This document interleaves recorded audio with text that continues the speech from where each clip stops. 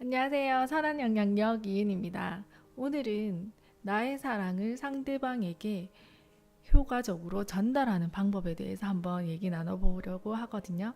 우리는 인생을 살아갈 때 사랑하는 사람들, 부부나 연인, 그리고 자녀들, 부모님에게 나의 사랑을 표현하면서 살아가고 있잖아요. 때로는 이 사랑의 방법들이 잘 소통이 되지 않고 잘 전달되지 않아서 오해가 점점 쌓이는 경우가 있는 것 같아요. 저 역시 마찬가지로 저 딴에는 한다고 했는데 상대방은 사랑받는다는 느낌이 들지 않는다고 하면 답답하기도 하고 참 난감하기도 하고 서운하기도 하고 그랬었거든요.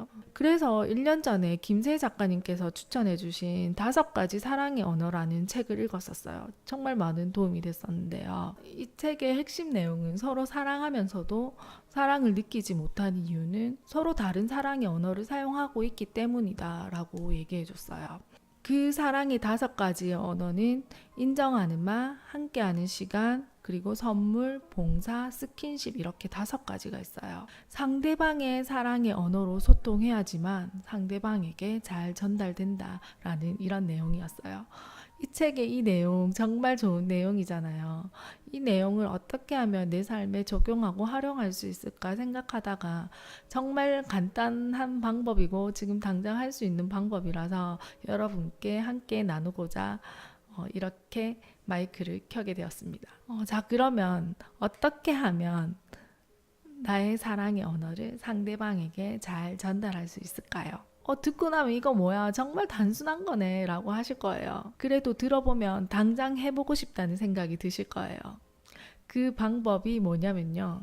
정말 당연한 얘기지만 상대방에게 물어보는 거예요. 뭐라고 물어보냐면요. 당신은 어떨 때 가장 사랑받는 기분이 드나요? 라고 물어보는 거예요. 그런데 많은 사람들이 이 당연한 거를 되게 어려워하는 것 같더라고요. 이런 것도 물어봐 라고 하실 수도 있어요. 너무 단도직입적인 질문이라서 그럴 수도 있는데 어렵게 생각하시지 마시고요. 은근슬쩍 물어보면서 남편이 옆에서 운전할 때 아니면 산책할 때라든지 그때 아무 생각 없이 그냥 넌지시 슬쩍 물어보는 거예요. 그럼 운전하면서 자연스럽게 대답을 해주더라고요. 그때 5가지 사랑의 언어 그 예도 자세하게 들어주신다면 대답하기가 더 수월하겠죠. 사실 일상생활 속에서 사소한 소통들이 잘 되지 않아서 불편한 감정들이 계속 이렇게 쌓이는 경우가 참 많잖아요. 저 같은 경우는요, 예를 한번 들어볼게요. 남편이 아침에 일찍 일어나서 청소를 막 시끄럽게 시작하는 거예요. 물론 저를 배려해서 해주는 거겠죠. 그런데 저는 귀가 예민한 편이라서 그냥 조용히 책을 보면서 음악을 듣는 것이 좋은데 왜 아침부터 저렇게 시끄럽게 나를 괴롭히는 건가? 나를 사랑하지 않는 건가? 라고 생각할 수도 있다는 거죠. 정말 사소한 감정들이거든요. 알고 보면 자기만의 방식으로 사랑을 표현한 건데 오해가 쌓이는 거예요. 남편은 사랑의 표현을 봉사로 표현한 건데 저는 함께 있는 시간에 무엇을 같이 하는지가 더 중요한 거죠. 알고 보면 자기만의 방식으로 사랑을 표현한 건데 오해가 이렇게 쌓이는 거죠. 나는 사랑받고 배려받고 있지 못하다라고 생각하는 거죠. 하지만 이 질문을 통해서 저 행동을 했어도 저 사람은 저렇게 사랑 표현을 하는 사람이구나 라고 일단 인정하게 돼요. 나는 이럴 때 사랑받는 느낌이 든다고 얘기해주면 서로서로 인정해주고 이해하는 그런 시간들이 되더라고요. 그리고 상대방의 사랑의 언어로 표현할 수 있도록 노력하는 계기가 될 수도 있고요. 더 깊게 상대방을 알아가는 시간이 될 수도 있어요. 그리고 부부 사이에 저 질문을 해서 참 좋았던 점이요. 10년 동안 살면서 참 이런 부분에 대한 이야기는 나누고 있지 않았다라는 생각을 하게 됐거든요. 사랑의 언어도 외국어를 배우듯이 이렇게 익혀야 되고 노력을 해야 되구나 라는 생각을 했어요. 사랑은 그냥 하면 되는 건 줄 알았는데 사랑에도 노력이 필요하구나 라고 깨닫게 된 거죠. 그리고 아이한테도 한번 이런 질문을 해보세요. 얼마 전 주말에 아이와 함께 바닷가에서 활동을 했는데요. 체험 활동도 하고 정말 신나게 놀아주고 땡볕에서 엄청 고생도 하면서 헌신해가며 놀아줬거든요. 사실 독박 육아라서 혼자서 놀아주기가 쉽지는 않았는데요. 그래도 엄청 노력하고 열심히 놀아줬거든요. 일과를 마무리할 때쯤에 목욕을 하고 머리를 빗겨주면서 이런 생각을 했어요. 아, 나 오늘 정말 열심히 노력했어. 아마 아이가 오늘 엄청 사랑받는다는 느낌이 들었을 거야. 라고 나름 흐뭇해하면서 한번 물어봐야겠다라고 생각했어요. 그래서 쓰라, 너는 오늘 어떨 때 가장 사랑받는다고 느꼈어? 라고 질문을 했거든요.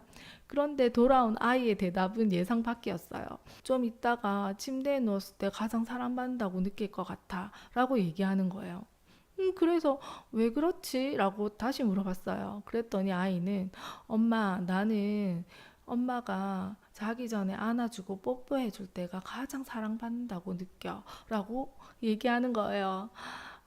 제가 생각했던 거랑은 너무 달랐어요. 엄마들이 아이에게 사랑을 표현하는 방법은 참 많잖아요.